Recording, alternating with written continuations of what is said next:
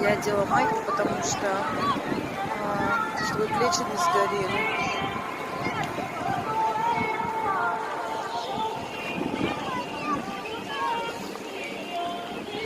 Боже, только моя попа не сгорела. Я специально ее на солнышко.